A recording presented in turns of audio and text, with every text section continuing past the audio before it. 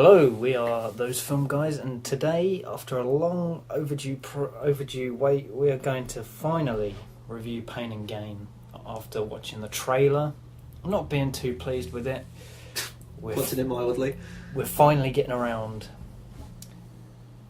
to the film, and Jesus Christ, what a stinker. Well, we probably wouldn't expect... Well, actually, no, going into this, I mean, I know Michael Bay's track record hasn't been exactly great. Oh, God, no. Obviously, Transformers. I mean, some people like Armageddon, and I know, is it The Rock? Actually, you know, that's probably my favourite Michael Bay film, The Rock. I haven't actually seen that myself, but I mean, this was being compared to that in terms of this being his best in terms of directing style and script and all of that. But we'll go into it more in depth. But Jesus Christ, this was probably the hardest film I've ever had to sit through. Judging by its running time, 2 hours 10 minutes.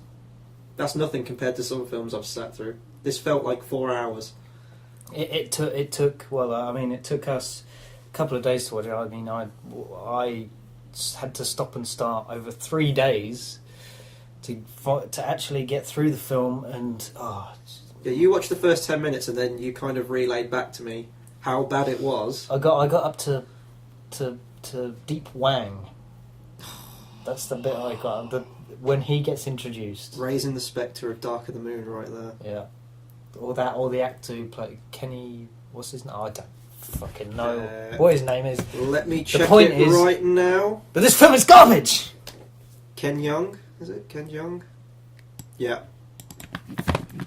God, this was a difficult sit. It really was. But yeah, as Tom said, it took us 2 days to get through the entire film. You'd already started watching the first 10 minutes, but we took it back to the start for me.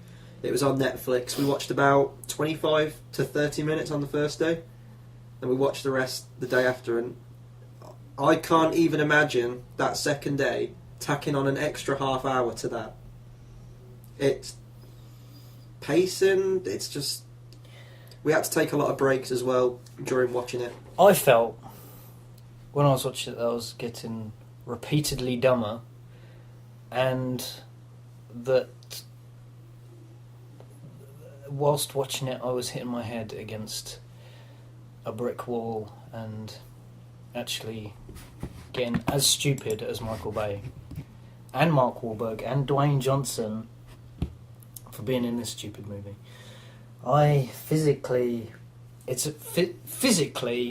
It's a repugnant, repulsive film to sit through. It's a very hateful film. It's a misogynistic piece of trash, and I don't know what everyone is thinking when they say, "Oh, well, it's one of those films where you laugh at the characters,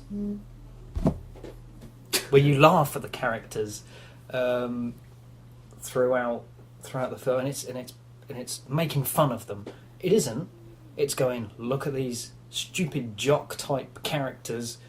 Let's idolise them, even though they're completely different.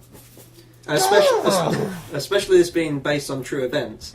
And I mean, these weren't like comedic people in real life. These were like murderers. These are murderers. These are our protagonists. Yeah. Now, obviously, there's been loads of films I like where you've got a horrible, despicable bastard being the main character. Yeah.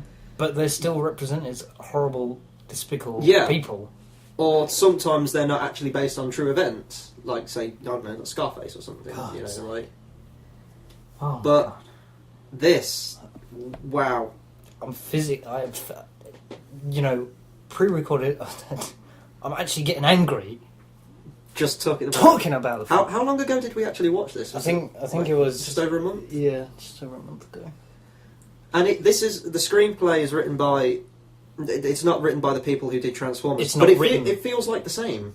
It feels like the same writers. You still have that stupid, dumb, slapstick shtick all the way through it. Also, Michael Bay could get away with a lot more in this because it was a higher rated film. I mean... all the violence is cranked up quite violence, considerably. the nudity, the sexualisation of women is completely feminism would go apeshit at this film, and I'm sure it has. Fucking. What else is there even to talk about? What do you think of the acting in terms of Mark Wahlberg and Dwayne Johnson? Probably, it's shocking. I literally have no words can describe how bad everything about this film is. Terrible. I mean, Michael Bay's juvenile, man-child way of directing, and his adolescence, he has no maturity. Like, okay, give him... Actually, this was supposed to be his art house piece, right? Not a lot of money pushed into it, although it was higher than what was the budget? Tons. Okay, it was done on $26 million budget. I mean, yeah, it's supposed to be his art house project, right? And with a limited budget, he can do. I mean, The Rock is an example of a good Michael Bay. I mean, it's still juvenile and crass and shit, but it's also fun, campy, and has less. As he was starting out, less sexualization, but as he's got on, it's just become more and more and increased and increased. It wasn't so much in The Island, which I quite like. Is that the one with Ewan McGregor? Ewan McGregor, Sean Bean, Scarlett Johansson. But yeah, it's just... Do you think he still just throws that into his movies because, one, he enjoys doing that, or two, because he's cracked the formula of what will get him success at the box office? I think a bit of both. I think he's literally just found his niche. It's a niche that everyone will go and see it, and he knows that. But I think he still enjoys doing it. I think he still enjoys frat boy fucking logic to his films. And some of the dumb shit in this movie literally just kills me. There is so much I can't even... Playing basketball with kids in the front of the house he stole. Oh, yeah. I see your mother driving up and down the street every day. I'll be your stepfather by the end of the week. Oh! And then in the trailer we touched on... You know what? I'm just going to call him Deep Wang. Deep Wang. That's pretty much his kids. It's the exact same character. That whole part about that he had a wife and so many kids, thank God he left them, because now he's shacked up with like 7 honeys or something. Yeah. Christ alive. Literally the Oh. Honestly, right, if you want to put me in a bad mood, just like tie me to a chair and force me to watch a Michael Bay movie. I can't, my head can't fathom why critics like that. I mean, they said this was supposed to be, like I said, you laugh at these characters, it's a representation of this, that and the other. I mean, I don't know what fucking film everyone else was watching. This is Michael Bay, the same Michael Bay film over and over, but just ranked up 10 times. It's horrible. I mean, the cast look like they're having fun in it, I guess. I mean, they're getting paid for it. Yeah. But they don't seem as on autopilot as, say, Transformers Revenge of the Fallen. No. Or other films like that. No. But the problem is with it, is at its core, it's still exactly the same as those films. Yes, you don't have CGI robots trashing cities in it, but you still have the juvenile humour, the horrible sexism in it, and all of that. And you still have, obviously, Michael Bay style, the really over-stylised, low-angle shots, always at sunset. Yeah. That's always still in it. America! Just look at the poster, man. It's all about America. It's in front of that Stars and Stripes. I mean, and the sheer fact that it's full of these characters supposed to be gym freaks. I fucking hate gym freaks. Literally, you could, if you go to the gym and have absolutely huge muscles, I'm going to say it, you have a boring life. You don't enjoy yourself. I mean, I go to the gym, but I know what you mean. Like, every gym has the gym dicks in there. Yeah, they are gym dicks. Yeah. And that's what they're supposed to be portrayed as, but I think Michael Bay wanted them to be portrayed that way, but he just that went completely out the window when they started filming. So if you had to remember one bit of this film which annoyed you the most, if you had to pick one scene or one character or whatever, do you think you can remember which bit it was? Because I know which bit mine was. Mine was Anthony, the Anthony Mackie character's wife, who I swear just changes accents right at the end. Oh, because yeah, I she do not does. remember her being... She's Australian in the courtroom at the end, isn't she? Yeah. I swear she was American. Yeah, throughout the whole bit before that. Yeah. Actually, no. The one scene we didn't get was her, or did we? I can't actually remember if we did or not. Where she's fucking him on the bed. Oh, Did we get that's that? Yeah. Yeah, we got that. I blanked it. I just couldn't. And their first meeting when he goes to the doctors. Stuff like penis magic. Fuck All you can do is sigh. So everyone listening to this review is just going to be hearing us audibly sigh constantly. That's all you have to do. It's just... If I was in the... I didn't go see this in the cinema. Oh, God, no. I wanted to. I'm glad I didn't. I think you actually went on record in our trailer talk that you were still going to go and see this. Yeah, I'm actually glad I physically didn't. Yeah. The audible sighs in front of a whole crowd of people laughing would have been unbearable. It would have been literally like... You are smarter than every single person in this screening. Oh my god. That's how I felt in Transformers Dark of the Moon. Exactly the same. I can't explain... Words can't explain how shit I think this is. Physically. I'm trying to think if I can think of anything. I've never felt this way about film. Ever. The sheer fact that I'm repulsed by its very existence. And some people like it. Those people are idiots. Even critics were like holding it up there as like, well, I guess when you're saying it's Michael Bay's best, that doesn't mean much. Well, that's not a very fucking high standard, is it? But even so, like, I know people. I think this got what did he get on Rotten Tomatoes? Like 50%, did it? Yeah, 50%, which is pretty good going for Michael Bay, to be fair.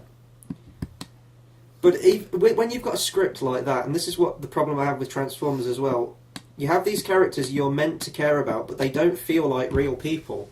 They're just caricatures, and it doesn't. Especially this being, based on true events. Yeah. You need that sense of realism, or you need scenes that take it back a step to actually let you bond with these characters. You don't even have to bond with them if they're horrible people, but you have to feel something. And this, it's just played for laughs, I guess, but it's the really crass and juvenile humour that's all in the Transformers films and most of Michael Bay's films, and it was a real chore to get through it. It's 2 hours 10 minutes as well. It's not even that long, really. It feels long. I'm sitting here looking at the cast. When you had Anthony Mackie, just I thought better of Anthony Mackie when I saw him in Captain America: The Winter Soldier. Oh yeah, Falcon. He was great in that movie. Yeah. He was likeable in that movie. Mm-hmm. And wasn't he in Hurt Locker as well? I think it's been a while since I've seen it. I think he was in that. I'm not a Mark Wahlberg fan. I know some people kind of either like him or... I think my problem with Mark Wahlberg is he does too much of this dumb shit. Yeah. I mean, I thought he was very, very he had the big performance of Christian Bale in The Fighter, but a very underwritten and almost silent performance from Mark Wahlberg in probably one of his better films. But he just seems to do this dumb action movie shit, and it's just horrible. And Dwayne Johnson, I guess, you can't say that he hasn't found his niche right now. No. Because he certainly has. I mean, he's coming out in that Hercules film. Oh yeah, later this year. He's a big dumb action star. So I guess this film's suited to that. Much like Arnold Schwarzenegger, he can't act, but still, he has that charisma aspect about it. Doesn't? But when you're in such a horrible film, it's oh God, this film. So would you say that this is the worst Michael Bay film you've seen? or I think I hated it less because I could take breaks from it and come back to the point I was originally at on Netflix. Whereas if I saw it in the cinema, it would probably be the worst one. But as it stands, it isn't, because I could calm myself and then get back to it. So it's kind of, if I did see it in the cinema, yes, it is. I'm outright saying it. It is. I can't make an excuse as to why, but that did help, having to. Oh God, yeah. It did, like, you could stop, calm yourself, but when it was in the cinema, you probably couldn't. I probably couldn't have, and just gone. Ah! I mean, on the second day we watched just over 90 minutes. Yeah. And as I said, like we still had like half an hour left. It felt like another hour. We kept checking the running time, and I think we were thinking it was rounding up into the third act. But like most of Michael Bay's films, it just keeps going and going. And he doesn't know when to stop. He needs to rein it back. Yeah, that's another thing I want to write. The tonal shift, complete tonal shift in this film. Like, you go from one scene of comedy, and then it just goes completely dark for no reason. Absolutely none. It's like that scene where they're going to run over his head with the car. And that's the problem with all of Michael Bay's films. I haven't seen that many Michael Bay films, but certainly is the case of the Transformers films. He tries to straddle the line between being serious, having serious drama, and then the very next scene will be a slapsticky, pratfalling comedy scene, and it doesn't work. You pick one tone or the other. If he stuck with one, I mean, it wouldn't have been a good movie, right? It'd have been consistent. Yeah, it would have. I don't know if it would have been better or worse if it was completely dark. But that's a what if. And what we have is a horrible film, which I think everyone should be justified in hating for all eternity. It should burn. I'm gonna buy a DVD copy of it and burn it. Don't buy one. You'll be filling Michael Bay's pocket with money. I'm going to steal one and burn it, or burn down any shop that holds it with the people that sell it inside. Just to clarify, he's not going to do that. Just in case that happens at some point. You said it's not going to happen. But no, it's I physically hate this film. My final words will be: don't believe. I won't say hype. Don't believe the reviews around it that it's a really good film or Michael Bay's best. You're not getting into anything different here. It's exactly the same shit he's been putting out for like the last 10 years. Just don't listen to critics. No. I mean, I can't even imagine. You don't even. Well, don't even listen to us. No. I mean, it's all opinion based at the end of it, but honestly, there's nothing to take away from this film. You just watch it. It's like one of those films you just watch and it's just okay. That happened. You get no emotion from it. You get no investment in the characters, or it is just a vacuous film of juvenile humour. America. I'm gonna leave with if you like this film, I'll take your opinion your opinion is completely valid. You can have your own opinion, but if you turn your back on me while mentioning you like Pain and Gain, I will pummel you into tiny little pieces. And that's our review, everyone. Do you want to wrap it up? That's my wrap up. I'll say please rate and subscribe and all that good stuff, but go on, give us one side to go out on. Take care, everyone.